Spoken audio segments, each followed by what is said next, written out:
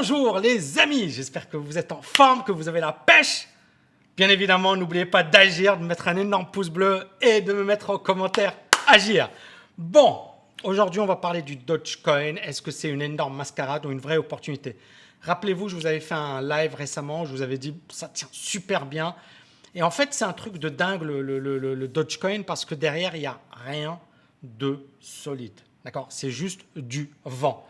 Maintenant, encore une fois, rappelez-vous, j'avais comparé le Bitcoin et Dogecoin. Je vous avais dit le Dogecoin, il tient mieux que le Bitcoin. Il est plus solide que le Bitcoin, bizarrement. Pourquoi bizarrement? Parce que si on se base que sur les fondamentaux, le Bitcoin explose le Dogecoin. D'accord? Et je vais y revenir de suite dans cette vidéo. Maintenant, à un certain moment, ça n'a rien à voir avec la rationalité. Ça a juste à voir avec qui veut acheter, où est le flux, où est le marché. C'est malheureux, mais c'est comme ça. Ça fait partie de la vie des marchés financiers. Donc ici, le Dogecoin est monté de 8000% cette année. C'est juste énorme. Et on a eu effectivement voilà, le Dogecoin qui a accompagné un rallye sur les cryptos. D'accord? Et vous voyez ici, depuis le début de l'année, je vais prendre un graphique en journalier. Voilà, on est en janvier 2021. Ici, on a la cassure le 29 janvier. Et à partir de là, on commence à avoir l'explosion du Dogecoin. On commence à avoir cette première jambe de hausse ici. Bon, ça s'explique par notre ami Elon. Elon. Puis ici également Elon. Et là encore, Elon. Je pense que c'est le rallye de Elon Musk. Il faut l'appeler. Moi, je pense qu'il faut le rebaptiser Elon Musk Rally. Parce que, voilà, en fait, à chaque fois qu'il y a eu des gros mouvements sur le Bitcoin, sur le Dogecoin, Elon Musk était derrière. C'est juste un truc de dingue. Bon, ce que je vais faire ici, c'est que je vais donc analyser rapidement. Donc, le Dogecoin, c'est une crypto-monnaie qui, au départ, était une blague. Et aujourd'hui, ça fait 8000% depuis le début de l'année. C'est-à-dire que ça explose même le S&P depuis 1940. C'est juste du délire. D'accord? Et vous voyez ici l'explosion météorique du Dogecoin. Aujourd'hui, on parle du Dogecoin. Sa capitalisation représenterait environ 50 milliards de dollars. 50 milliards de dollars, c'est-à-dire l'équivalent de Marriott ou de Ford, c'est-à-dire une blague qui devient bien plus importante que des grosses boîtes qui existent depuis, Ford, ça existe depuis pas mal de temps, et ça explose, ces boîtes qui ont derrière une existence, qui crée de la valeur, etc. Cette progression du Dogecoin est même plus importante que celle de GameStop, d'accord? GameStop a beaucoup progressé, mais là, on est sur c'est un autre level, quoi. Dogecoin explose. Dogecoin explose Alors c'est bizarre, il m'actualise pas les graphes. Mon ami, qu'est-ce que tu me fabriques? Voilà, super. Donc vous voyez ici, GameStop, etc. Blablabla. Et ici, vous avez Dogecoin. Vous avez le Bitcoin, on a l'impression que le Bitcoin, c'est rien. Et l'Ethereum, encore moins bien. Et ça, encore une fois, c'est depuis 19 mars 2021. C'est fou, hein? Et le Bitcoin valait plus que le Dogecoin. Le Dogecoin était à 2, d'accord? Le Bitcoin était à 14, l'Ethereum à 3. Et là, vous avez l'Ethereum qui est à 100. Alors, bien sûr, quelles sont les leçons qu'on peut tirer de ces épisodes? Premièrement, on voit qu'il y a un trading basé sur des communautés. D'accord?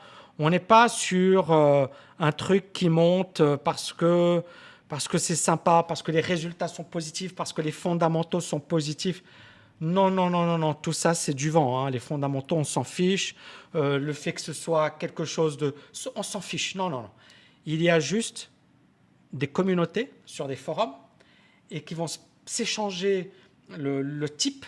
Et il y a, deuxièmement, bien évidemment, ce phénomène psychologique. C'est-à-dire, on voit les gens gagner de l'argent et on se dit on va faire comme eux. D'accord? Donc c'est de la communauté et c'est de la psychologie. C'est essentiellement ce qui explique la hausse du Dogecoin. Il n'y a rien d'autre qui explique la hausse.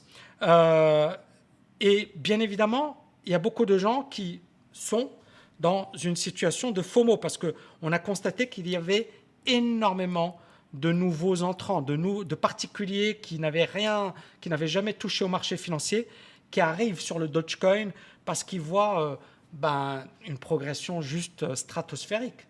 Et ils se disent, mais je ne veux pas rater ce truc. D'accord ? Donc on a également ce phénomène du FOMO qui est extrêmement présent.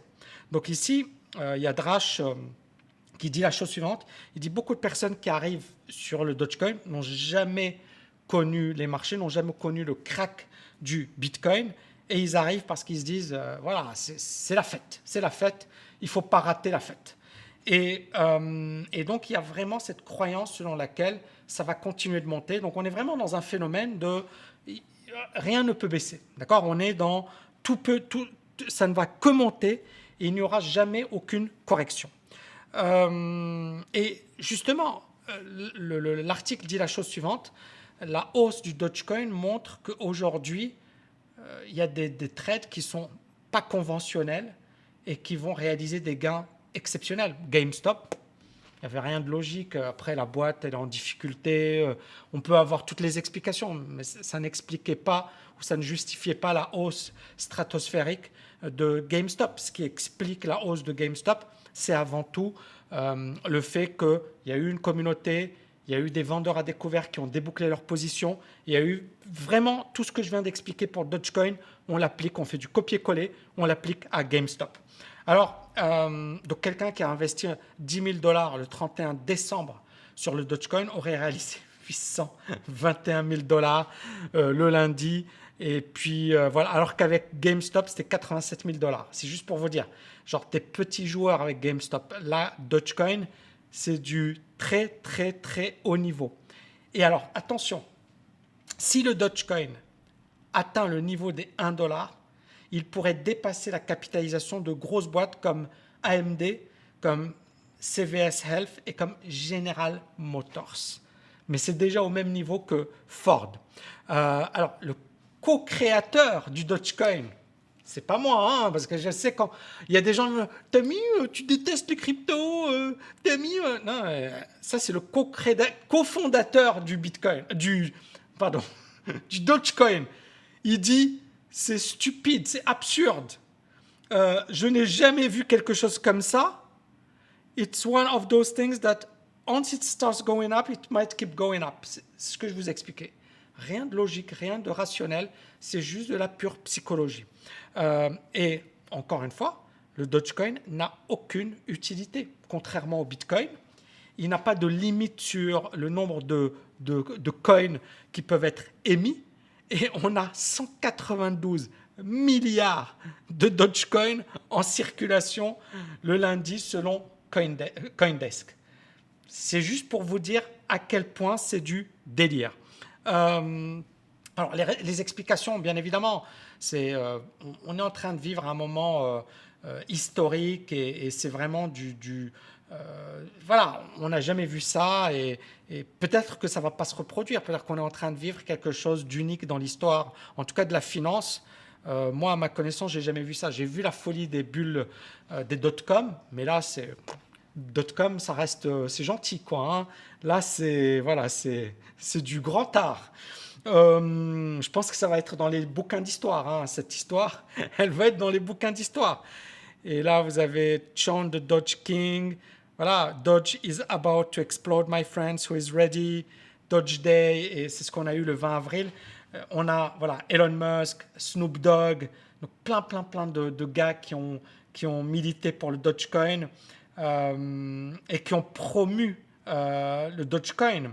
Et alors Becker, je ne connais pas ce mec, hein, mais apparemment c'est un mec qui a investi sur le Dogecoin et qui a gagné pas mal d'argent. Et il dit, je suis très confiant que le mardi, ça va probablement atteindre les 1 $. Bon, on n'y est pas, hein, mais c'est pas grave, monsieur Becker. Et il a dit, même si tu mets 100 $, tu peux doubler ton argent et je ne veux pas que vous ratiez, je ne veux pas que vous preniez un risque, mais je veux que tout le monde ait sa part du gâteau. Et c'est là où, quand ton coiffeur, alors j'ai rien contre les coiffeurs, j'adore les coiffeurs, d'ailleurs je dois aller voir mon coiffeur, quand ton coiffeur commence à te donner des cours de bourse, ça veut dire que c'est la fin du game, quoi. Et là, voilà, n'importe qui te donne des conseils boursiers, et ça veut dire que ça commence à puer, mais un truc de grave, un truc grave. Donc voilà, et puis il y a eu des problèmes comment dirais-je, de plateforme, etc. Donc voilà, on a eu des choses assez... Donc sur le Dogecoin, les amis, on est vraiment sur quelque chose d'incroyable. Maintenant. Est-ce que c'est une énorme mascarade ou une vraie opportunité? J'ai envie de dire les deux. C'est une mascarade au sens où c'est bâti sur rien du tout de solide. Une vraie opportunité au sens où ceux qui étaient dessus, bah, génial, ils ont gagné de l'argent, ils ont fait leur trade, etc. Après, malheureusement, il y a beaucoup de gens qui vont arriver au pire moment et qui vont se faire balader, qui vont utiliser du levier, etc. Mais ça, je pense qu'encore une fois, vous devez et vous êtes censé le savoir. Et si vous ne le savez pas, eh ben vous allez le payer au prix fort et vous allez comprendre après les erreurs à ne pas faire. Sinon, sur un plan marché financier, sur un plan trading pur, moi, encore une fois, c'est ce que j'avais dit la dernière fois. J'avais dit dans cette vidéo, hein, vous la reverrez, la minute 25 minutes 12, vous verrez ce que j'ai dit, quoi. C'est ce qui est, j'ai dit, il n'y a rien de logique, mais ça reste haussier. Et puis, on voit que le Dogecoin a atteint au plus haut, qu'est-ce qu'il a atteint? Il a atteint le niveau des high is... Alors, je vais mettre juste comme ça, 0,46. Bon, alors, techniquement parlant, ça reste haussier. On a bien évidemment une correction. On commence à voir une divergence baissière. Vous voyez par là, on a cette divergence baissière. On n'a pas encore cassé, pour moi, la zone de neutralité. Je pense que c'est intéressant de suivre également le Bitcoin, d'accord, de voir ce que le Bitcoin va faire. Mais là, pour le moment, on est encore haussier, on a encore de la marge parce que vous pouvez avoir une configuration en flat, c'est-à-dire c'est un truc comme ça, ça corrige légèrement. Je vais prendre ça. Ça corrige légèrement avant de repartir à la hausse. C'est du trading, hein, encore une fois. Voilà. Et là, je mets de côté le côté fondamental. Hein. J'oublie complètement ce que c'est, pourquoi, etc. Il n'y a pas de logique. Il y a juste est-ce que ça vaut le coup de l'acheter ou pas? Quels sont les risques? Où est-ce qu'il faut se positionner? Comment gérer sa position, etc. D'accord? Donc là, on pourrait être dans une consolidation et repartir à la hausse. Maintenant, si ça se casse bien la gueule et que sur une base daily également, parce que vous voyez, en daily, on est suracheté, mais on est toujours au-dessus de la zone de neutralité. Donc pour le moment, on n'est pas en zone de danger. On n'est pas en zone de danger sur le Dogecoin. Maintenant, la progression, elle est tellement importante que la correction, elle risque d'être également importante. Le Bitcoin, et je vais revenir dessus parce que ça va nous permettre d'avoir quelque chose de sympathique. Alors le Bitcoin, j'adore la config qu'il est en train de nous faire. J'adore la config qu'il est en train de nous faire. Pourquoi? Parce que, regardez ici, on a eu un plus haut, puis un autre plus haut, puis un troisième plus haut. Mais vous voyez, ça y est, ça commence à s'épuiser. D'accord? Et vous voyez là, la divergence, elle est géante, mais on n'a encore rien validé. Donc c'est pour ça que je vous dis, j'aime bien. J'aime bien parce que ça commence à affaiblir, d'accord? Donc on voit bien que, et ça je vous l'avais déjà dit la dernière fois, soit on a une super méga news et casse par le haut, et là ça explose à la hausse, pas impossible. Pourquoi pas impossible? Parce que là on a de plus en plus d'instituts. Moi encore une fois, je vous le dis, je vais être franc avec vous. Pour moi, moi, j'étais et je suis encore sceptique des cryptos. J'ai pas à me voiler la face. Et il y a des gens, ils me disent, ouais, mais Tammy, à chaque fois que ça baisse, tu es négatif. Et c'est malhonnête parce qu'il y a plusieurs fois où je disais c'est haussier, alors même qu'en 2017, et je l'assume, j'étais très vigilant et j'ai appelé à la prudence et j'ai eu raison de le faire. Là, on est dans un marché qui est totalement différent de 2017. 2017, c'était le premier marché vraiment haussier, grand public, tout le monde en a parlé, etc. Et puis, quand on sentait que c'était de l'excès. On a toujours de l'excès aujourd'hui. On a toujours de l'excès. Sauf, moi c'est pas l'excès, il est là. D'accord? L'excès, la folie, elles sont bien présentes. Maintenant, c'est surtout que on a de plus en plus d'institutionnels qui veulent leur part du gâteau. D'accord? D'instituts qui veulent la part du gâteau. On a encore une grosse marge de manœuvre. On a le Bitcoin qui commence à faire son petit bonhomme de chemin, même si les banquiers centraux ne sont pas très très motivés par tout ça. Donc, on a toujours un excès, on a toujours une folie, mais on a également des fondamentaux. On a des institutions, plus des politiques monétaires expansionnistes, plus bien évidemment une incertitude. Ça explique pourquoi le Bitcoin tient aussi bien. Et puis, on a Coinbase qui, mine de rien, permet au Bitcoin de redevenir quelque part légitime, même si, et ça mériterait une vidéo à part entière, même s'il y a toujours le côté régulation. D'accord? Et clairement, on n'est pas encore certain que tout va bien se passer. Maintenant, voilà, il y a ceux qui se voilent la face et qui disent ça ne peut que marcher. Il y a ceux qui sont très très pessimistes et il y a ceux qui sont entre deux. Moi, je fais partie des gens qui sont entre deux. Je suis ni pessimiste ni optimiste. Je suis juste froid, rationnel.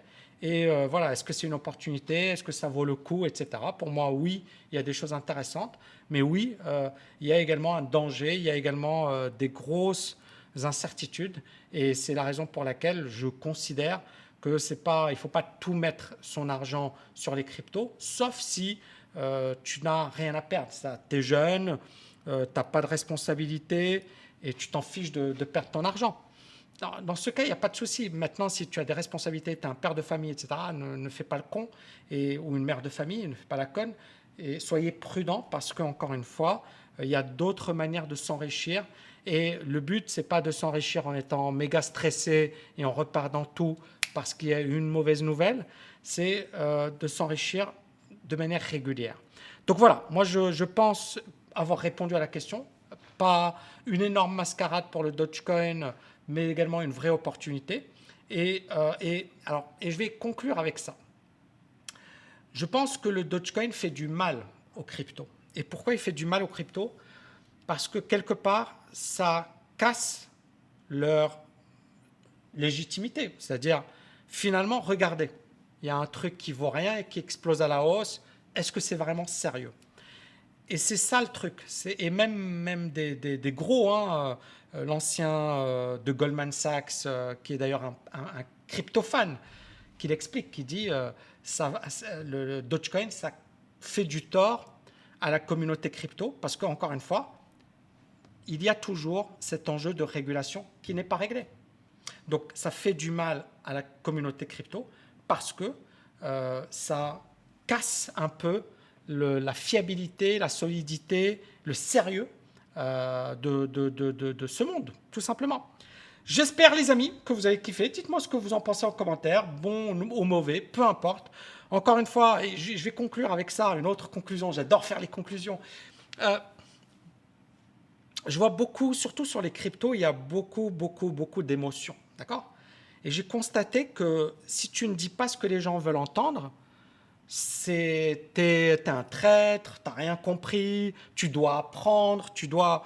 Et je trouve que c'est, encore une fois, pour moi, je trouve que c'est dommage, ces comportements, parce que ça rend, encore une fois, la crypto peu fiable. C'est-à-dire, finalement, tu te dis, bah, il n'y a que ça. Il y a des rigolos qui sont comme dans une secte.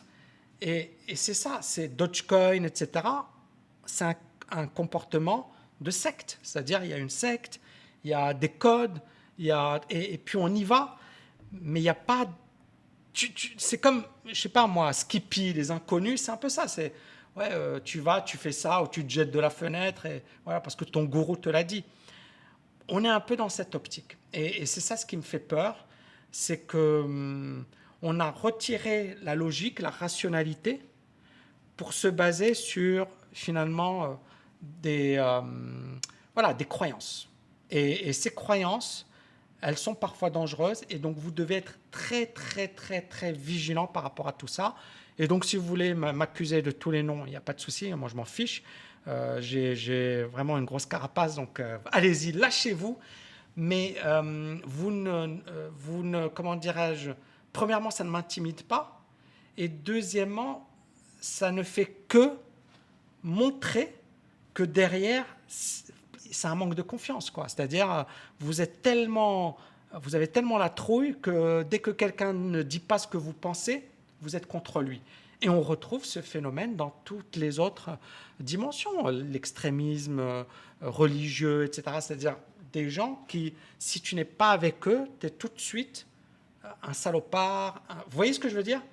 Et c'est ça ce qui me dérange avec le phénomène des cryptos, les communautés, la manière dont on sent que c'est vraiment de la folie. Il n'y a pas de rationalité. C'est mon sentiment. Peut-être que je me trompe et que je suis complètement à côté de la plaque, mais j'ai souvent des commentaires qui me disent que c'est quand même bizarre. Voilà les amis, j'espère que vous avez kiffé cette vidéo. N'oubliez pas de la liker, de la partager. Je vous dis à bientôt. Ciao, ciao, ciao.